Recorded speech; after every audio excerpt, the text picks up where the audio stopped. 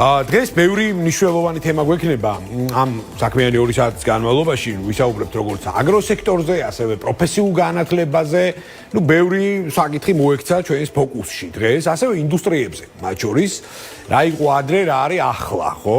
აი გემთმშენებლობის ინდუსტრიაზე შევაჩერებთ ჩვენ ყურადღებას და ფოკუსს დღევანდელ გამოშვებაში, მოკლედ არ მოიწყენთ დღევანდელ კვირის შემაჯამებელ ფორმატში ნამდვილად. გამოშვებას დავიწყებთ ძალიან მნიშვნელოვანი და ძალიან აქტუალური თემით. ხაზგასმით ვიტყვი ამ ყველაფერს და ძალიან მიხარია, რომ საქართველოს საპენსიო ფონდი დღეს არის ჩვენთან ერთად და დღეს ვართ მზად, რომ რეალურად აი საზოგადოების და უპირველეს ყოვლისა ბიზნესის ცნობიერების კომპონენტი დიალოგის რეჟიმით, რა თქმა უნდა, გავზარდოთ, ყოველ შემთხვევაში აი ამაში მნიშვნელოვანი აგური დავდოთ. თემის აქტუალობა ახლა გასული წლიდან მომდინარეობს საპენსიო შენატანებით დარღვევის კლასიფიკაციაზე საჯარიმო სანქციების კომპონენტი, რამაც გასულ წელს გარკვეულწილად ბიზნესში გააჩინა კითხვის ნიშნები. დღეს გვაქვს შესაძლებლობა და ძალიან მიხარია, რომ ეს დღე შედგა და ძალიან მიხარია, რომ დღეს გვყავს სტუმრად საქართველოს საპენსიო ფონდის გენერალური დირექტორის მოვალეობის შემსრულებელი ბატონი გიორგი ჭიჭინაძე არის ჩვენთან ერთად. და ბატონ გიორგისთან მიმოვიხილავთ ზუსტად იმ საკითხებს, კაზუსებს, პრეფერენციებს, გამოწვევებს, ყველაფერს მოკლედ რაც აინტერესებს დღეს საზოგადოებას, რაც აინტერესებს ბიზნესს. ბატონო გიორგი, მოგესალმებით. ძალიან მადლობა თქვენი დროისთვის. ბატონო გიორგი, უპირველეს ყოვლისა, ახლა ჩვენ რამდენიმე ნაწილად დავღობთ დღევანდელ ჩვენ საუბარს თემის აქტუალობიდან გამომდინარე. აქედან გამომდინარე მე მაინტერესებს აი უპირველეს ყოვლისა ბიზნესის კითხვები. მოდით ასე ვთქვათ, საპენსიო შენატანების პრეფერენციასთან დაკავშირებით. მე მაინტერესებს აი ძირითადად როგორ მიმდინარეობდა და როგორ მიმდინარეობს მუშაობა ბიზნეს სექტორთან, რამდენად არის ცნობიერებაზე დაფუძნებული ეს ურთიერთშეხვედრების სპექტრი, ასე ვთქვათ. ჩვენს ეთერში მე აი რამდენიმე კომპონენტს მოვიყვან, არ დავასახელებ ახლა რა თქმა უნდა, იმ ბიზნეს გაერთიანებებს და პროფილურ წრეებს, რომლებმაც დააფიქსირეს ჩვენს ეთერში მოსაზრებები იმასთან დაკავშირებით, რომ არსებობდა მაგალითად გარკვეული სისტემური გაუმართაობა, არსებობდა და უпростоრად არსებობდა კანონმდებლობის არახსრულების კომპონენტი, რომელიც საბოლოო ჯამში მიყავდა ეკოსისტემა იმისკენ, რომ დიდი საჯარიმო სანქციები, საურავები, ეს იყო დიდი ტვირთი ბიზნესისთვის. ეს არის მათი პასაჟი და მათი პოზიცია. მე მაინტერესებს რა არის დღეს საპენსიო ფონდის კონტრიბუცია ამ მიმართულებით, როგორ მიმდინარეობს ცნობიერების ამაღლების კამპანიები, როგორ მიმდინარეობს კომუნიკაცია ბიზნესთან და თავარი საკითხი. მათ შორის აი სისტემური კომპონენტი, ავტომატიზებულ რეჟიმში არის მთლიანობაში გადასული ეს პრეფერენცია და აი ამასთან დაკავშირებითაც მინდა რომ ჩვენ საზოგადოებას და მრავალრიცხოვან აუდიტორიას მივაწოდოთ დეტალური ინფორმაცია. კეთილი იყოს თქვენი მობრძანება და გისმენთ ყურადღებით. მადლობა, პირველ რიგში მივესალმები ჩვენს მაყურებლებს, მოწვევისთვის ესევე დიდი მადლობა და მოდი დავიწყებ ცოტა პრეისტორიით. ბრძანეთ, სიამოვნებით. იმიტომ რომ ძალიან კარგია რომ ესე კიდე ერთხელ გავიხსენოთ და კარგად ავხსნათ. ვეცდები რომ მარტივ ენაზე ბრძანეთ, სიამოვნებით.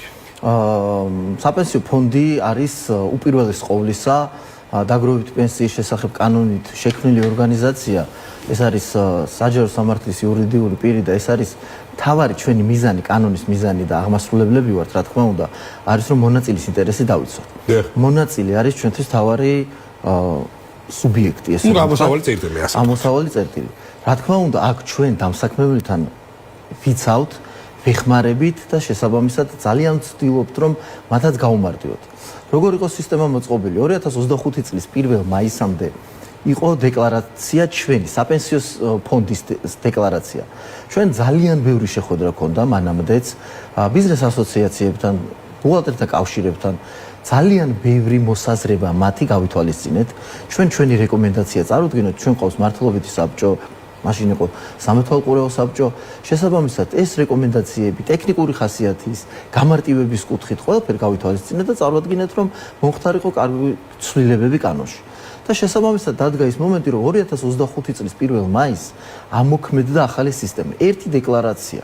ეს არის საშემოსავლო განაცემების დეკლარაცია, მიება ჩვენი დეკლარაცია. რას გულისხმობს, რომ როდესაც დამსაქმებელი წარადგენს საშემოსავლო დეკლარაციას, საავადო თარიღი არის 15. 15 ნიშნავს, რომ ყოველი თვის 15 რიცხვი წარადგენენ წინა თვის განაცემების თაობაზე. ინფორმაცია უკვე ამ დეკლარაციიდან მოდის ჩვენთან სისტემურად. ამ დეკლარაციაში არის როგორც 2%-ის ინფორმაცია, დამსაქმების 2%-ია გადასახდელი და დასაქმებულის შენატანი. სისტემა თვითონ საბოლოოდ შემოსავლების დეკლარაციაში ქვევით ნათლად უჩანს თუ რა თანხა უნდა გადმოირიცხოს საპენსიო ფონდში, ანუ შენატანი. დეკლარაციაში მაგალითად ყავს 10 კაცი, დაუდეკლარირა თითოს გაცემული ხელფასი, გამოვიდა ჯამი რაღაცა საპენსიო შენატანი 300 ლარის. ეს 300 ლარი არის, იქ ჩანს კარგად, კაფიოდ ჩანს. 300 ლარი არის 10 ბანკში გვაქვს ჩვენ ნომინალური მფლობელობის ანგარიში და უნდა გადმოირიცხოს. გადმორიცხვთანავე ეს დეკლარაცია ჩვენთან დაიხურება. ეს არის მთელი მარტივი პროცესი. ხაზი მინდა გაუსვა, რომ არანაირი სისტემა არის გამართული, არანაირი ხარვეზი არ არის. ხარვეზი დადგენილი გვაქვს ჩვენ ნორმატიული აქტით, თუ არის მაგალითად შემოსავლების სამსახურიდან მაგალითად ხარვეზი ტექნიკურად, თეორიულად მოხდა, რომ ვერ მოგვაწოდა ეს დეკლარაცია, მეორე არის, როდესაც დამსაქმებელმა ჩარიცხა თანხა და ჩვენ ბანკებიდან ვიღებთ სისტემით ეხლა. წერილით ხო ვერ მივიღებთ ამას. ვიღებთ სისტემურად. ბანკიც იწერება, არ ყოფილა ესე შეხვდა ძალიან თითოეული თითზე ჩამოსატვე, რომ ბანკს მოუწერე, რომ ეს ვერ მოგაწოდეთ და თუ იმ დამსაქმებელმა იმ მომენტში დაიკისრა ჯარიმა, ეს არის გაუქმების საფუძველი. რა თქმა უნდა, წერს დამსაქმებელი, ვიღებთ ყველა ინფორმაციას, ვაანალიზებთ და რა თქმა უნდა, თუ ესეთი მოხდა.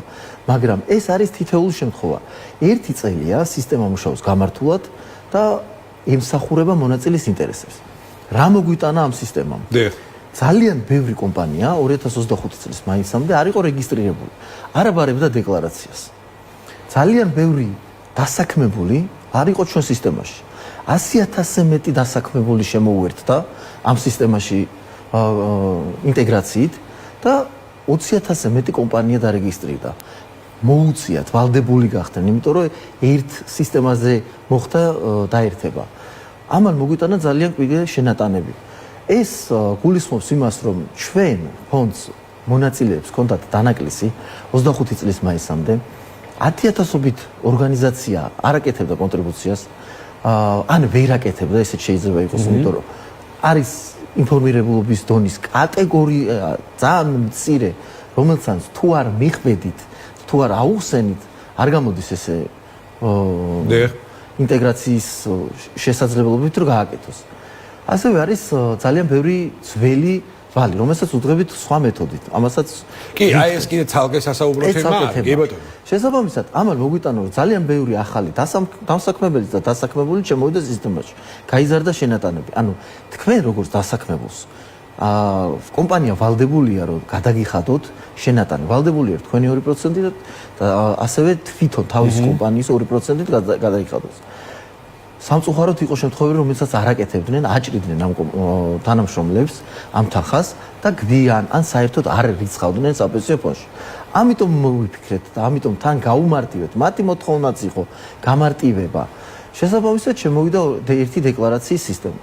დეკლარაციის წარუდგენლობა გულისხმობს ექვემდებარება დაჯარიმებას. დეკლარაციის წარუდგენლობა ნიშნავს, რომ 15-ში რო წარმოადგინა და 16-მდე უნდა წარმოადგინოს თანხაც, ჩარიცხოს. ინფორმაცია გვაქვს ვისია, მაგრამ უნდა ჩარიცხოს თანხა, ან მანამდე მოახდინოს თანხა განსაზღვროს დაახლოებითი ციფრი, მათ ყოველთვის იციან, სანამ წარადგენენ დეკლარაციებს. მაგრამ დეკლარაციაშიც უკვე ზუსტი ციფრი წერია, რა უნდა გადმოირიცხონ ჩვენ სისტემაში და რო დაიხუროს დეკლარაცია. თუ არ მოხდა დახურვა, მაშინ აი რაში მადლობა ძალიან საინტერესო წინასიტყვაობისთვის და დეფინიციისთვის რეალურად ამ საკითხის. აი მოდით ახლა ნელა ჩაურმავდეთ პრობლემურ კომპონენტებსაც. მაშინ აი რაში მდგომარეობს ბიზნესის გარკვეული წრეების წუხილი დღევანდელობამდე, ეს ერთი ნაწილი, მეორე ნაწილი. კაზუსებთან დაკავშირებით და ინტერპრეტაციებთან დაკავშირებით მინდა გკითხოთ, იმიტომ რომ აი ინტერპრეტაციები მაგალითად აი სხვადასხვა მხრივ და სხვადასხვა ფორმით წამოვიდა ბიზნესის მხრიდან, რომ აი მაგალითად კი ბატონო ამას ვეთანხმებით, ამას ხელს ვაწერთ, მაგრამ საბოლოო ჯამში ინტერპრეტაციის საგანია მაგალითად განსაზღვრო პირობითად 2%-იანი, 4%-იანი მარჟა და ასე შემდეგ. აი, რამდენად არის განმარტებული ეს ყველაფერი ცალკე საგადასახადო კოდექსის კუთხით და მეორე ნაწილი, აი, ბევრი ბიზნეს სუბიექტი აი სეპარირების კომპონენტზეც საუბრობს, ხო? რომ გასაგები არის შემოსავლების სამსახური, არ გასაგები არის საპენსიო ფონდი. ორივე ინსტიტუციას ძალიან დიდი პატივისცემა, ხო? ცალსახად, მაგრამ აი აქ საუბარი იყო მათ შორის ფუნქციების დელეგირებაზეც, რომ აი რეალურად ეს თუ შემოსავლების სამსახურის ფუნქციონალია, მაშინ საპენსიო ფონდი რა კონტრიბუციით შემოდის და ასე შემდეგ. ამიტომაც აი რამდენიმე საკითხი გავშალოთ ახლა.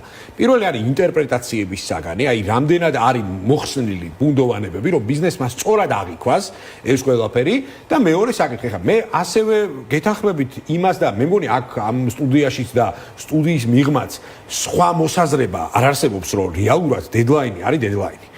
15 რიცხვი არის 15 რიცხვი და მე ასევე გულწრფელად გეტყვით და გაგიმხელთ ეხა ყოველგვარი კონკრეტიკის გარეშე რომ კი ბატონო აი ქართულ ბიზნესში განსაკუთრებით მიკრობიზნესში მცირე საშუალო SME-მ და მსხვილმა ბიზნესმა ნელ-ნელა ისწავლა ამ შემთხვევაში მსხვილზე ლაპარაკის ზედმეტია საერთოდ ისწავლა და იცის ძალიან კარგად რა არის ამ შემთხვევაში დეკლარაციების ფასი მაგრამ აი მიკრობიზნესში მაგალითად აი ჩვენც ხშირად ვაწყდებით ხოლმე ძალიან ესეთ კომიკურ სიტუაციებს როდესაც მაგალითად დედლაინების დარღვევა ხდება არ ხდება სწორად აღრიცხვიანობა დეკლარირება და ასე შემდეგ და ასე შემდეგ ეს პრობლემა არის და კი ბატონო მე მესმის რომ აი საპენსიო ფონდის აი ეს მანდატიც ასეთი ტიპის მანკიერებების აღმოფხვრას ემსახურება, რა თქმა უნდა და აქ სხვა აზრი არ შეიძლება არსებობდეს, რომ ეს სწორი მიდგომაა ცალსახად, მაგრამ მოდით ასე ვთქვათ, რომ ამ საკითხს მარტო მიკრობიზნესების მხრიდან არ მოყოლია გამოხმაურება. აქ საკმაოდ მსხვილი კომპანიები პოზიციონირდებოდნენ საკუთარი, შეიძლება ითქვას რაღაც დონეზე სამართლიანი პოზიციებით, ხო?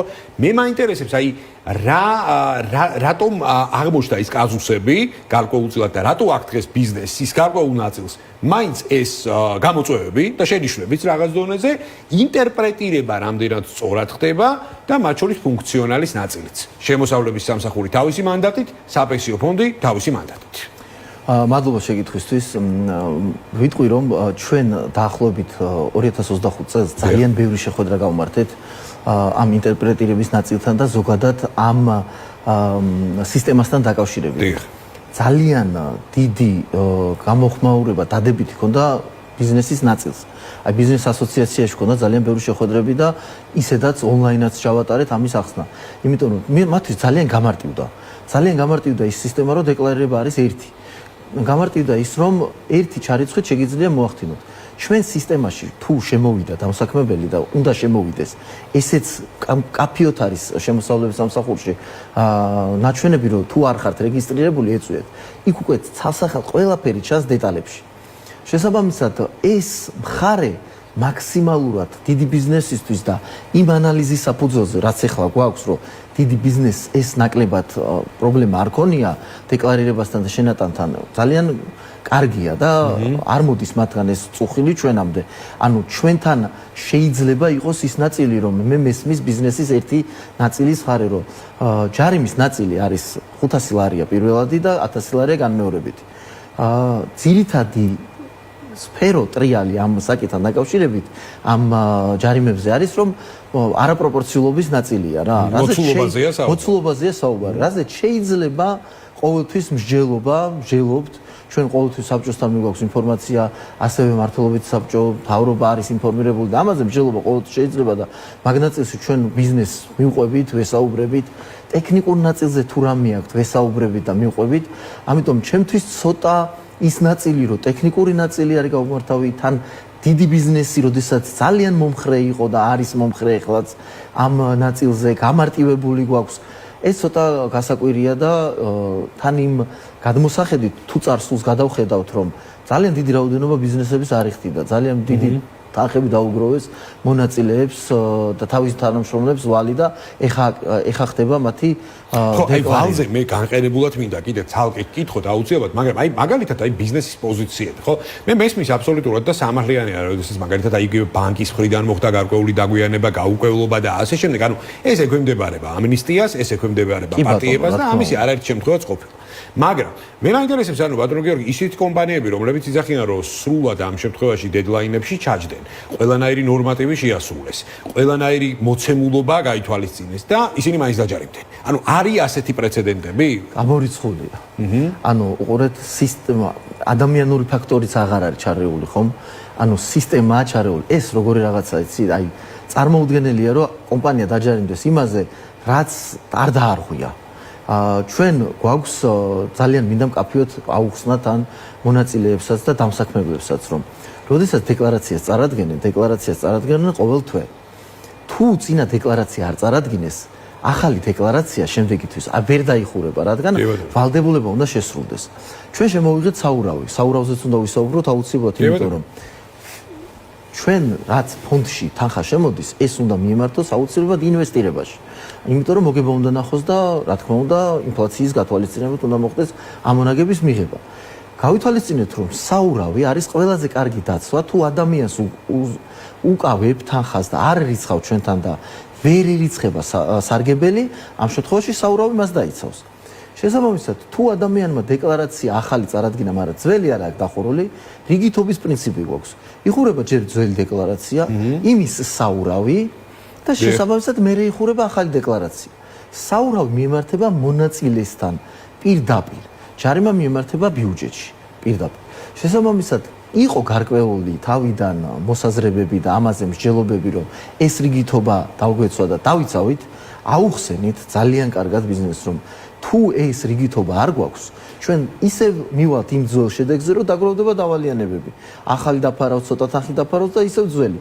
ანუ ამ რიგითობამ ძალიან კარგად იმოქმედა, ძალიან დისციპლინა მოუტანა დამსაქმებლებს და ჩვენც, იმიტომ რომ ადამიანებმა დამსაქმებლებმა ისწავლეს, როგორ უნდა მოხდეს деკლარირება, უნდა იცოდნენ, რომ ჯერ ძველია დასაფარი, შემდეგ საურავი იფარება და შემდეგ ახალი. წუხილი ბიზნესისგან, რომ ეს მაინც დავჯარიმდი და ეს უსაფუძვლოა, არც ერთი განცხადება ესე არ არის ჩვენთან. არ არსებობს, იმიტომ რომ სისტემა მართავს. ხარვეზი შეიძლება იყოს სისტემური, ხო, მართლა ადამიანები ვართ და სისტემას ჩვენც ვქმნით, ხო? და შესაბამისად ხარვეზი ყისიერად ხდება გაანალიზება და მაშინვე ხდება თუ არასწორად რაღაცა ან ბანკის მხარე იყო, ან შემოსავლის სამსახური, ან ჩვენი სისტემა იყო, რაღაცა ინფორმაცია ვერ დაემთხვა იმ მომენტში, როცა უნდა ყოფილიყო, მაგრამ ეს არის ამ ეტაპზე გამორიცხული, რომ ვიღაცა უსაფუძვლოდ დავაჯარიმოთ. საჩივრებიც თუნდაც სასამართლოში რაც არის გასაჩივრებული არის ძველ დიდ დავალიანებებზე, ახალ დავალიანებებზე არ საჩივრებენ, იმიტომ რომ გააჩერონ პროცესი. ეხლა ჩვენ მართლობითმა საბჭომ შემუშავა მექანიზმი, დებულებაში შევიტანეთ ცვლილება ნორმატიულ აქტებში, ადმინისტრაციული საჩივრის მიღების უფლება გვაქვს და შესაბამისად ყველა დაინტერესებულ ხარეს, ვინც არის დაჯარიმებული, მივმართავთ, გავაგზავნეთ ძალიან ბევრი SMS-ები, ვურეკავთ, გვაქვს პირდაპირი კომუნიკაცია. რაღაც კატეგორია მართლა წამოვიდა ჩვენსკენ, მოვიდა და გაინტერესდა, გაერკვა, მაგრამ კიდე არის რაღაცა მასა ამ დამსაქმებებში, ბუღალტრებში ესე რომ ვთქვათ, რომელსანაც გამოწვევა, უნდა ვაღიაროთ, რომ გამოწვევა მათი ინფორმირებულობა, ერთი და მათი შესაძლებლობა ტექნიკური მხარე და გათვითცნობიერებულობა, თუ როგორ უნდა მოახდინონ ამ თანხის ჩარიცხვა, დეკლარირება და ასე შემდეგ. აი ჩვენ ხა 7 წლის ორგანიზაცია ვართ და ძალიან დიდი რესურსი გვაქვს. შეიძლება დავაკეთეთ, მაგრამ ინფორმირებულობაში გვაქვს ჩადებული ძალიან დიდი რესურსი. შესაძლებლობა გავაკეთეთ, რომ ყველასთვის 100-200 ადამიანი დღეში ყოლია ქოლზე და აგვიხსნია, როგორ უნდა გაკეთდეს დეკლარირება. ანუ ის რომ არ გავაკეთე და არ ვიცი, მიუღებელია ცოტათი, მაგრამ არის გამოწვევა და კატეგორია, რომელსაც მართლა არის და მართლა ვერ მიმიტანეთ. უნიკალურად რო ვთქვათ, 75,000 კომპანია თვეში აკეთებს დეკლარირებას, ხო? 99% იდეალურად აკეთებს დეკლარირებას. კი, დავიწყებიათ, რაღაცა მომხდარა, ვერ გადაუხდიათ, მაგრამ ამაზე არ არის მათი ის, რომ აი არასწორად დამაჯარიმე და არასწორი თანხა იყო. ეს არ არის. პირიქით არის, რომ გვიან ჩავიწყოთ. ბატონო გიორგი, ეხლა ნელ-ნელა უკვე წავიყვანოთ ფინალისკენ ჩვენი საუბარი, 2 წუთზე ოდნავ მეტი გვჩება და ხო, მადლობა პირველ რიგში აი ამ დეფინიციებისთვის. მე ასევე მინდა შემოგთავაზოთ, რომ აი თუნდაც მომდევნო კვირაში, ახლო მომავალში ჩვენ დიდი სიამოვნებით ვზადვართ უმასპინძლოდ ძალიან საინტერესო დიალოგს და აი თუნდაც იგივე ჩვენი პარტნიორების წიაღშიც საქართველოს ბიზნეს ასოციაციასთან, Nexia საქართველოსთან, Grant Thornton საქართველოსთან ერთად შეგვიძლია ამ თემაზე ვიმსჯელოთ და აქ ამ ეთერში თუნდაც ვიმსჯელოთ იმ საკითხებზე, რაც ესოდენ აქტუალურია ბიზნესისთვის. ვალის საკითხზე მინდა რომ ვისაუბროთ ეს 2 წუთი ამ თემას დავუთმოთ და ჩვენ კულისებში ვსაუბრობდით, აი მართლა ამოუწურავია საკითხების სპექტრი, რაც საპენსიო ფონდს ეხება და მე დიდი სიამოვნებით ვზადვარ ასევე სხვა მნიშვნელოვან კომპონენტებზეც ასევე იმას ვიზოთ პირდაპირ ეთერში. ვალის კომპონენტი. ერთ სიტყვით რომ ჩვენ არანაირი პრობლემა არ გვაქვს საერთოდ ყოველთვის ღია ვართ. ნებისმიერ მხარესთან, ბუღალტერთა კავშირთან, ნექსიას იქნება თუ ესეთი დაინტერესებული მხარეები, რომელიც არიან ჩვენი მხარეც. ასევე შეგვიძლია ნებისმიერ დროს დიდი შეხვედრა გავმართოთ ბიზნეს ასოციაციაში ქონდა და ჩვენ ყოველთვის ვითვალისწინებთ მათ წუხილებს, შესაძლებლობების ფარგლებში. შესაბამისად, ჩვენ ყოველთვის ღია ვართ და გვინდა აუხსნათ მარტივად და ვისაუბროთ რა არის მათი წუხილები.